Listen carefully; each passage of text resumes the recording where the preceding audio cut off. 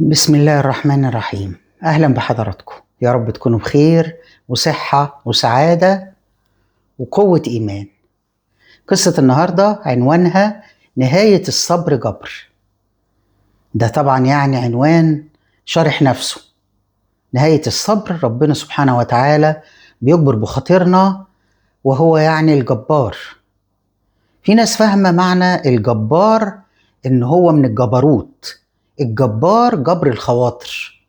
ربنا يجبر خواطرنا جميعا، اللهم امين. ايه الحكايه؟ عشان نعرف الحكايه نتابع الفيديو للنهايه. وقبل ما نبدا، اللهم صل وسلم وزد وبارك على سيدنا محمد وعلى اله واصحابه اجمعين. بتبدا القصه في كوخ صغير، لان دي كانت قريه يعني من سنين كتير، فكان البيوت فيها على شكل كوخ، مبنية كده على شكل كوخ. والكوخ ده بيميزه عن البيت ان السقف بتاعه بيبقى واخد كده الشكل ده، شكل المثلث المقلوب بالشكل ده، ويبقى كده السقف. واخدين بالكم؟ فكان البيوت هناك في القرية دي أكواخ، فكانت عايشة في كوخ أسرة صغيرة، أب وأم وطفلين، بنت وولد. طفلين صغيرين جدا، لسه كانوا يعني جوازهم ما كملش 5 سنين. الأم نورة والأب بسام. كانوا عايشين على قد حالهم، حياة بسيطة جدا جدا، ولكن كانت نورة قريبة جدا من ربنا، دايما تصلي ودايما تدعي ربنا ودايما تقول له أنت سندنا يا رب. دايما كان يعني ثقتها في وجه الله كبيرة جدا جدا جدا. يعني نقدر نقول كده من الناس اللي هي ايه، مؤمنة، مش مسلمة، مؤمنة. كانت حياتهم بسيطة زي ما بقول، ما كانش عندهم إمكانيات مادية كتير. كان جوزها بيشتغل على باب الله، يعني رزق اليوم بيومه. ولكن كان بيتهم مليان حب ودفء، كان بيت من البيوت الدافية، لأن بسام جوزها كان حنين عليها جدا وبيحبها جدا، ويعني بيحتويها احتواء كامل، وكان حنين مع أولاده. والزوج الحنين طبعا الطيب ده رزق، فكان سندها في الدنيا بشكل كبير جدا. مرت الأيام والسنين وما عداش حوالي 4 5 سنين على جوازهم، ولكن يشاء السميع العليم إنه الأب يقابل وجه كريم، مع إنه لسه كان صغير، ولكن الأعمار بيد الله، ما فيهاش صغير ولا كبير. وتوفى بسام. أصبحت نورة ما عندهاش دخل، ما عندهاش مصدر للدخل تربي بيه عيالها، ما عندهاش أي شيء. ف والبيت الصغير ده كمان ما كانش بتاعهم، كانوا مأجرينه.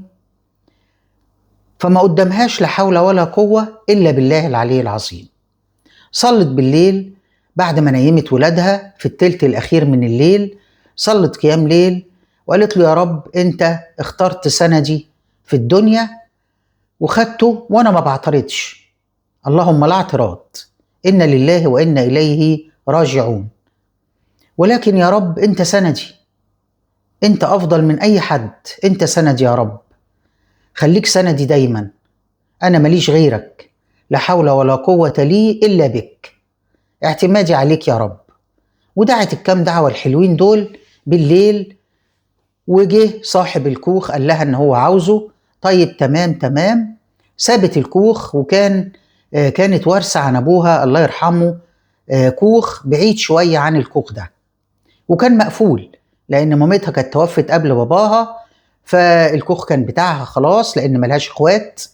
فخدت ولادها بنت وولد صغيرين، شالتهم الاتنين وراحت إيه الكوخ بتاع باباها ده عشان تعيش فيه. عاشت فيه، كان معاها قرشين بدأت تصرف منهم، كان معاها خاتم ذهب باعته وبدأت تصرف منه. وطبعا الحزن مليها وفقدانها لزوجها مخليها نفسيتها مش مظبوطة، ولكن لازم الحياة تستمر. فلما لقت فلوس الخاتم قربت تخلص، ما بقتش عارفة تعمل ايه. المهم الجيران كانوا بيساعدوها، بس طبعا هي كرامتها ومهما كانت المساعدة مش هتكفي المعيشة. كان ليها عمة اسمها شيماء، هي عمتها الوحيدة. عمتها دي عندها 5 صبيان وكلهم شباب رجالة.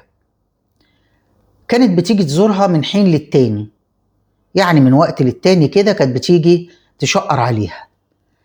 فنورة ما كانتش بتحس ان هي جاية عشان تطمن عليها، لا، كانت بتحس ان زيارتها جافة كده وما فيهاش لا حنية ولا اي شيء. امال جاية ليه؟ يعني نورة كانت حاسة ان هي جاية بس عشان تشوفها عايشة ولا ماتت، مش اكتر من كده. لان طبعا لو جرالها حاجة عمتها هي اللي هتورث الكوخ اللي هي قاعدة فيه. فسبحان الله.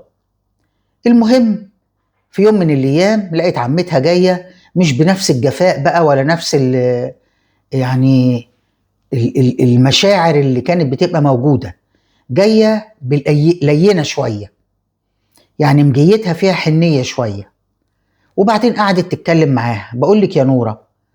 قالت لها نعم يا عمتي. قالت لها انت تعبتي كتير وربيتي ولادك لوحدك وتعبتي كتير، كام سنة اهو.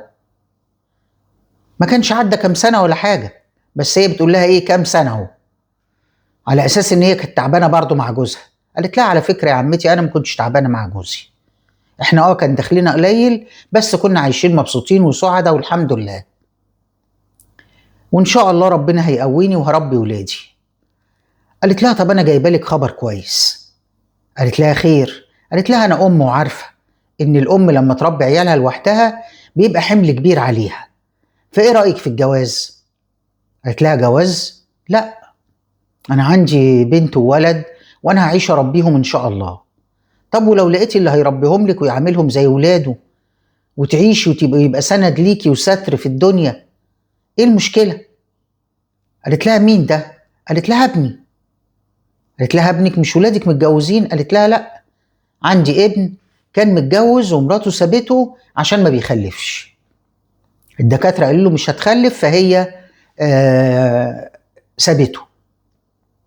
قالت له لا انا عاوزة اولاد وسابته.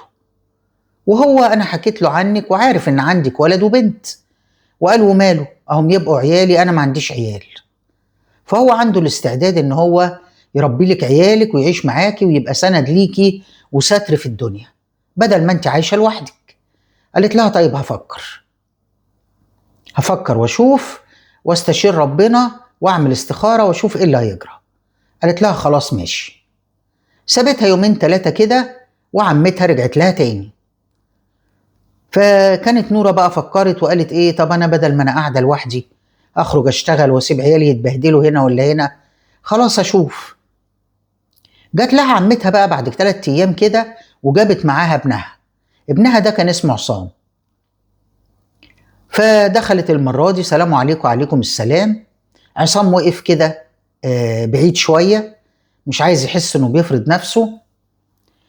وبعدين راحت عمتها قالت لها ايه، انا جيت اهو يا ستي عشان اشوف رأيك ايه، وجبت ابني معايا عشان تشوفيه وتشوفوا هيحصل بينكم قبول، يمكن يجعل لكم نصيب في بعض. اول ما عمتها قالت لها كده راح عصام اتكلم وقال لها بص يا نورة، انا يعني ماما كلمتني عنك وان انتي انسانة كويسة وصبورة وما بتشتكيش وشريفة وعفيفة وعندك اخلاق وقريبة من ربنا، وانا مش عايز اكتر من كده. ووعدك ولادك هيبقوا ولادي، هم صحيح مش ولادي بالدم بس هيبقوا ولادي بالتربية، وهربيهم اكنهم ولادي وهكون سند وستر ليكي ان شاء الله، ده اذا كان في بينا نصيب. فانا قلت اجي واتكلم معاكي لربما يحصل بينا نصيب. فراحت بصت كده وحست ان كلامه طالع من قلبه، مش بس كلام مزوق كده وخلاص. قامت بصت كده وقالت له خلاص انا موافقة تمام.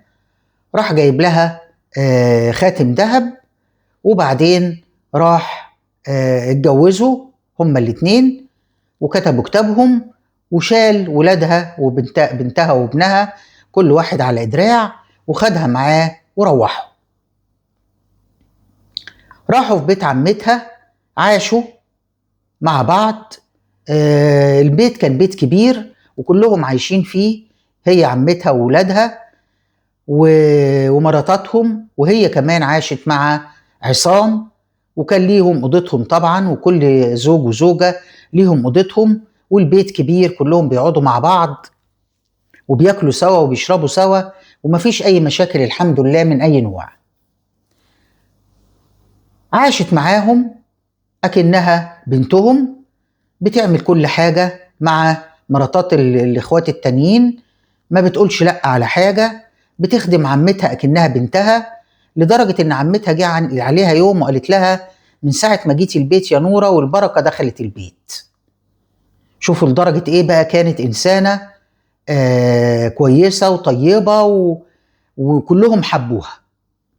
اتبسطت جدا ان عمتها قالت لها كده، وحست بالامن والامان، وعاشت معاهم مطمئنة في سلام، ما كانتش بتعمل اي مشاكل من اي نوع. هي نورة ما بتحبش اصلا المشاكل. وكان جوزها طبعا عصام مبسوط جدا منها بالشكل ده، لحد ما في يوم من الايام وهي واقفة في المطبخ بتعمل الاكل، حست ان هي دايخة ومش مظبوطة. فقالت طب الدوخة دي ده بتاعت حمل، ازاي ممكن يحصل حاجة زي كده ازاي؟ وخدتش في بالها وكملت، لحد ما في يوم قايمة لقت نفسها غم عليها، وقامت رجعت قالت لا انا كده لازم اروح للدكتور. راحت فعلا للدكتورة من غير ما تقول لأي حد. الدكتورة عملت لها التحليل وبصت في التحليل، قالت لها مبروك يا بنتي انت حامل. ما بقتش عارفة تفرح ولا تزعل. ربنا عوض عليه، ربنا يمكن رايد ان عصام يبقى اب بعد صبره ده كله، يمكن يعوض عليه.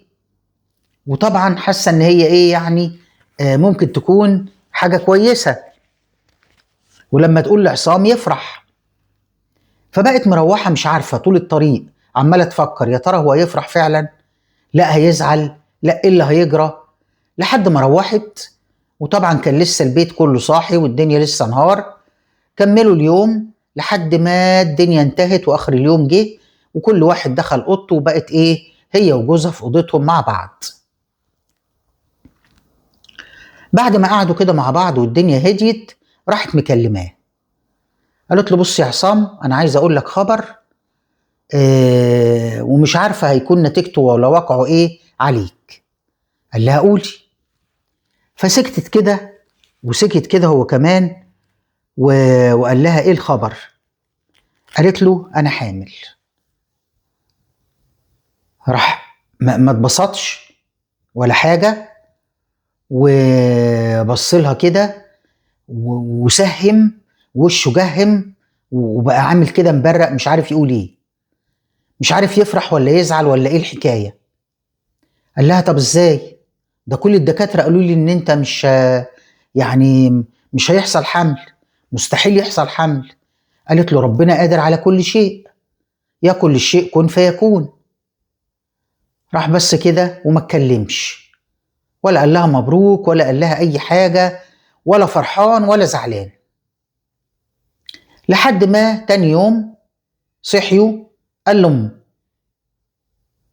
صدقي يا امي ان نوره حامل. ازاي يا ابني حامل ازاي؟ ده الدكاتره قايلين لك ان انت مش بتخلف خالص، واللي قبلها ما خلفتش، يبقى ازاي يعني؟ اشمعنى نوره حامل؟ ده انا كنت فاكراها شريفه وعفيفه. قال لها يعني ايه؟ قالت له يعني يا ابني انت ما بتخلفش، يبقى الطفل ده مش ابنك. كده على طول كده على طول، تستنى تتأنى تعمل تسوي، ده شرف بنت؟ لا على طول، انت الدكاتره قايل لك ما بتخلفش يبقى ده مش ابنك. راح بص لها كده وقال لها معقول؟ معقول مش انت قلت ان هي انسانه شريفه وعفيفه وتمام ومش عارف ايه ازاي؟ قالت له يا ابني اهو ده اللي حصل، ما دام حملت يبقى ما ينفعش. اقول لك هناخد راي اخواتك. وبالفعل راح قايل لمراته ما تروحي تبصي على الايه، على الكهف بتاع ابوكي وتروقيه وتهويه كده وترجعي. قالت له ماله؟ راحت رايحه، ما تعرفش ايه اللي مستخبي لها. قعدوا بقى الاربع شباب مع بعض عاملين دايره حوالين عصام، وامه قاعده، وزي اللي عاملين له محاكمه. واحد قال له بص كده الواد ده مش ابنك، ده كلام نهائي. والتاني قال له احنا طول عمرنا عارفين ان الميراث بتاعك بتاعنا، ازاي يجي حد على اخر الزمن تقول ان ده ابنك واحنا عارفين ان انت مش هيبقى لك ولاد. والام قالت له يا ابني ما ينفعش كده، تجيب لنا العار وهتخلي سمعتنا زي الزفت. راح واحد كمان قال له بص احنا عشان نخلص من كل ده تمشيها، تطلقها وتمشيها، تقعد في الكهف بتاع ابوها ولا في الكوخ بتاع ابوها اللي جت منه وملهاش صلة بينا، قبل ما تخلف وتضطر تكتبه باسمك وتبقى مشكلة كبيرة. بص لهم كده يبص لهم كده، مفيش حد فيهم عايز يقول كلمة كويسة. راحت امه قالت له ايوه يا ابني اخوك معاه حق، انت لازم تمشيها، ملهاش قعد في بيتنا تاني. خلاص اتبرمج، وللأسف الشديد يعني سمع الكلام، مع ان هو جواه كويس ويقول لا اتخلى عنها ازاي واتخلى عن ولادها ازاي، انا وعدتها ان هكون لهم اب وهبقى سندها وسترها في الدنيا. وبقى جواه تضارب كبير، بس مش قادر يعمل حاجة، مش قادر ياخد قرار غير القرار اللي خده وهو قاعد مع اخواته وامه. راح على اخر اليوم قال لها بص يا نورة انت ملكيش عيش معانا. يعني ايه؟ يعني انا ما بخلفش والولد ده كده مش ابني، وانت ملكيش قعاد في بيتنا، اخواتي وامي كلهم اتفقوا على الرأي ده. طب وانت؟ وانا ما اقدرش اقول حاجة، انا فعلا الدكاترة قالوا لي ما بخلفش، هضحك على نفسي ازاي واقول ان ده ابني؟ ما ينفعش. وكانوا هم برضو في القعدة قالوا له انت هتضحك على نفسك وتقول انه ابنك؟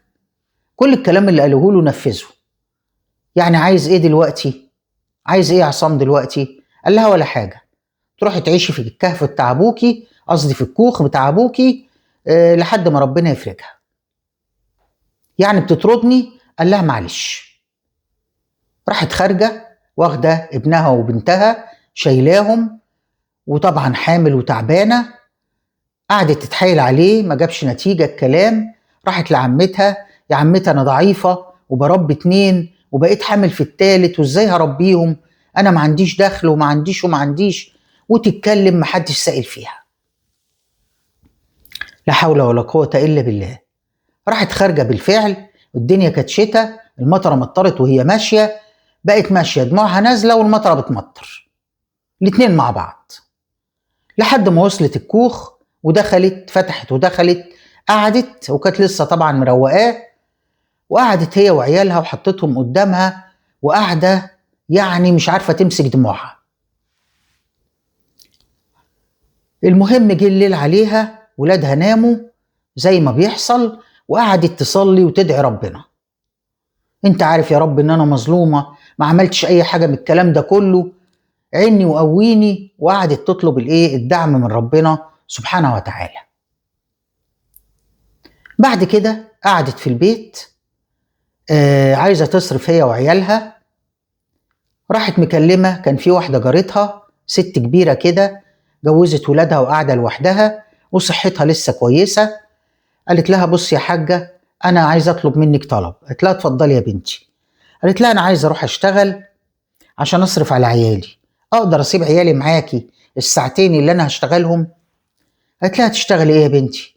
قالت لها هخدم في البيوت، يعني هعمل إيه؟ ما عنديش شغلانة تانية. بالفعل كانت بتروح تخدم في البيوت وتاخد اللي فيه النصيب، وتجيب الحاجة اللي هي عايزاها وهي راجعة، وتجيب حاجة هدية للست اللي قاعدة بولادها وتروح. استمرت على كده وهي حامل وتعبانة، لحد ما في يوم قبل الولادة بشهر كده لقت مين جاي لها؟ عصام. أول ما شافته كده ما قالتلوش بقى جاي ليه ولا حاجة، بصت له بس كده. قال لها بصي أنا جات لي فكرة، أنا مرضتش أطلقك زي ما هم قالوا لي، لان انا مش قادر. انا وعدتك ان اكون سند ليكي ولعيالك وانا مش قادر. انا هنستنى لما تولدي، وبعد ما تولدي نعمل تحليل الدي ان ايه، ولو حصل، طبعا ما قالش بقى الدي ان ايه، ما كانوش يعرفوا، قال لها هنعمل التحليل اللي بيبين العيل ده ابني ولا لا، وبعدين هنشوف. لو ابني هدفع مصاريف المستشفى وادفع كل حاجه واكتبه على اسمي وترجعي بيتي تاني، ولو مش ابني يبقى خلاص كده هبعت لك ورقه الطلاق. قالت له انا موافقه، انا متاكده ان هو ابنك، انا شريفه وعفيفه ومتاكده ان هو ابنك. خلاص جه ميعاد الولاده، خدها عصام وداها المستشفى وولدت وتمام. مستنيين بقى ايه؟ التحليل. عملوا لهم التحليل في المستشفى وقاعدين مستنيين نتيجه التحليل هما الاتنين. راح جه الدكتور وقال لهم مفاجاه. اتفضلوا ميه. قال لهم اللي كانت بنت بقى، قال لهم البنت مش بنت عصام. طبعا عصام بص لها كده ولف ظهره ومشي، ولا سأل بقى هتدفع مصاريف المستشفى منين، هتخرج ازاي، هتعيش فين. مشي على طول وروح طلقها وبعت لها ورقة الطلاق. هي بقى اول ما سمعت الخبر قالت لا مش ممكن، انا عارفة انا بقول ايه، اعملوا التحليل ده في مكان تاني، التحليل ده غلط. وبقت يا عيني مش عارفة تقول ايه. المهم هو سابها طبعا ومشي زي ما بقول لكم. راحوا الناس اللي في المستشفى اللي عارفين القصة، لما راحت عرفوا القصة راحوا مجمعين من بعض فلوس للمستشفى ودفعوها، حاسبوا هم المستشفى وراحوا مدين الباقي لنورة وروحوها لحد البيت. أول ما روحت الكوخ وشالت بنتها الصغيرة والولد والبنت جنبها لسه برضو صغيرين، قالت خلاص أمري لله، أنا هكمل شغل زي ما أنا بشتغل وهربيهم. وفعلا قعدت مع الطفلة شوية لحد ما مسكت نفسها كده حبة كام شهر، وبدأت تسيبهم تاني للست الطيبة اللي جنبها وتروح تشتغل. فضلت تشتغل على كده لحد ما مر سنة، والطفلة دي بقى عندها سنة، ولادها الاتنين التانيين طبعا بيكبروا. بعد السنة الباب خبط، بتبص لقيته مين؟ عصام. الله ايه الحكاية؟ قال لها انا ندمان وجاي اعتذر لك، سامحيني. راحت بصت له كده وقالت له في ايه؟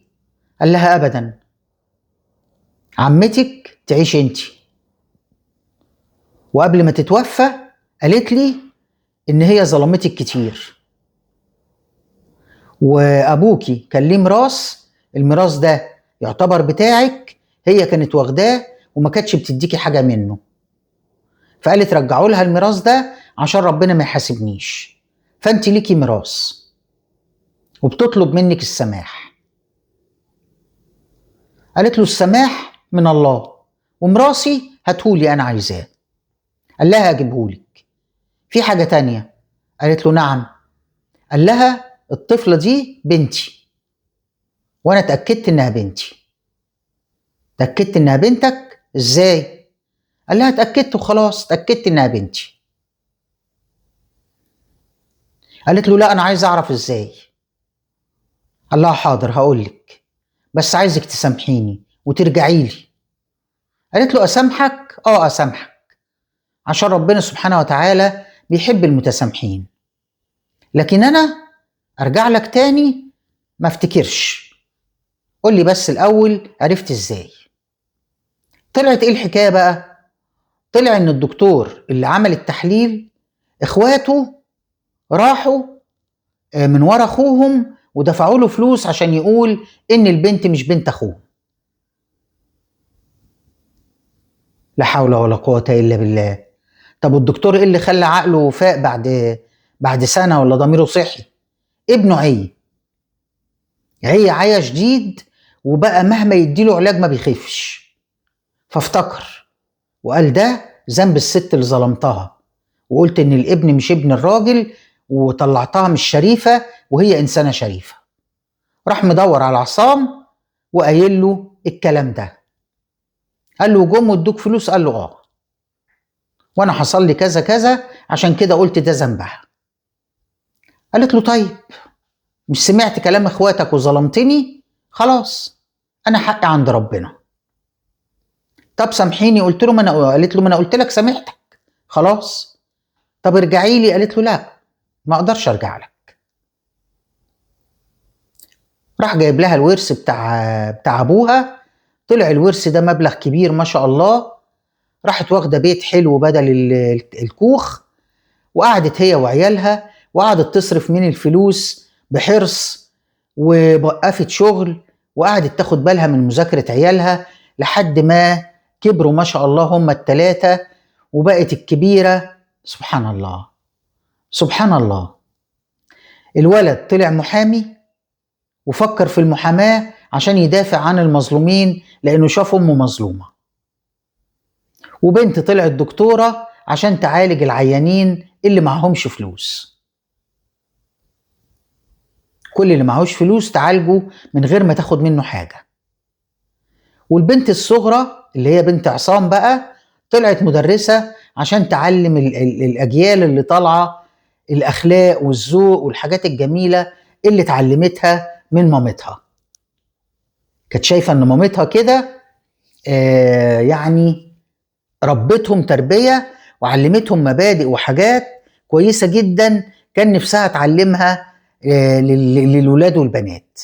فطلعت مدرسة عشان تعلمهم الكلام ده. والتلاتة بسم الله ما شاء الله بقوا شايلينها من على الأرض شيل. لما بدأوا يشتغلوا جابوا لها واحدة تساعدها في البيت وتاخد بالها منها، وما بقوش يخلوها تعمل أي شيء. وعاشت برنسيسة ملكة في البيت، ولادها التلاتة حواليها. وعصام عاش وحيد، مامته توفت، واخواته طبعا كل واحد مع عياله ومع مراته، وهو عايش لوحده في الأوضة وما بقاش يكلم حد ولا يتعامل مع حد فيهم. وبقى يستنى زيارة بنته الصغيرة المدرسة دي يعني كده بشوق، وهي كل فترة كانت بتروح تسلم عليه وتقعد معاه وتدعي له وتضحكه شوية وتسيبه وتمشي. وهو نتيجة ظلمه وتسرعه، لأنه هو تسرع، سمع كلام اخواته وسمع كلام امه وما استناش، كان ممكن يحتفظ بيها وما ينهاش ولا يطردها لحد ما تولد ويعمل التحليل. ولما تقول نعمل التحليل في مكان تاني كان يبقى عنده ثقة ويعمل التحليل في مكان تاني، لكن هو اتسرع ودي كانت نهايته. وهي صبرت، ونهاية صبرها ربنا جبر بخاطرها وخلالها أولادها بسم الله ما شاء الله من أحسن الأولاد. اللهم ارزقنا بر أولادنا وحبهم وعطفهم، اللهم أمين اللهم أمين. بحبكم جدا جدا جدا. مش عايزاكم تنسوا اللايك، واللي سمع القصة لحد هنا أنا بشكرك جدا جدا، وبشكرك جدا جدا لأن كده بتدعمي القناة دعم كبير. وياريت نعمل لايك بقى ونشيرها لحبايبنا وأصحابنا. وبالفعل أنا بلاقي الحلقة متشيرة عن طريق الواتس بطريقة كبيرة جدا، وبشكركم جدا جدا حبايب قلبي. استنوني في قصة جديدة. سلام.